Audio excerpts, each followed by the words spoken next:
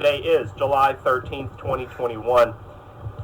I want to bring your attention to something that the Virginia General Assembly passed during this past two-year legislative session that has to do with schools.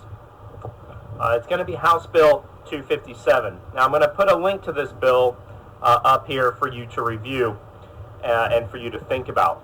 But here's what they did. If a crime occurs in the school, on the school property, or on a school bus, that is in the neighborhood of sexual assault in general, alcohol and drug violations, firearm violations, if one of those types of crimes occur in that building or on a school bus, the principal does not have to report that to law enforcement. That's what they did. And they said that the reason that they wanted to do that is to cut down the pipeline from kids going from school to prison.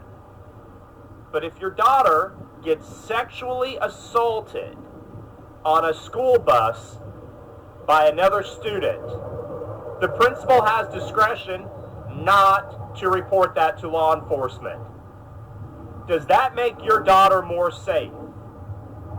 If a kid goes into this school and assaults a teacher, that doesn't have to be reported to law enforcement. And to make it worse, the principal has complete discretion. So if one kid goes in and assaults a teacher, that may not get reported. And if another kid goes in and does the same assault, that may get reported. Talk about disparaging results based upon race or based upon preference or based upon sex. One kid could get a different result than the other. It's disgusting. One kid brings alcohol to a football game. He might just face disciplinary problems in the school, and another kid might be turned over to the police. Can you imagine that they did this? Look, juvenile, I'm a lawyer, you know that. Juvenile justice deals with, it's basically to get kids on the right track. You know, if a kid brings some alcohol to school and they go to juvenile justice, they're not going to go to juvenile detention over that. The court's going to intervene and provide services.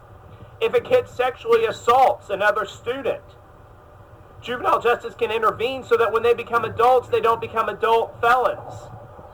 But the General Assembly, the idiots running the show in Virginia, the idiots running the show, including our governor, said that these schools don't have to report and shall not report these crimes unless the principal decides it's the right thing to do.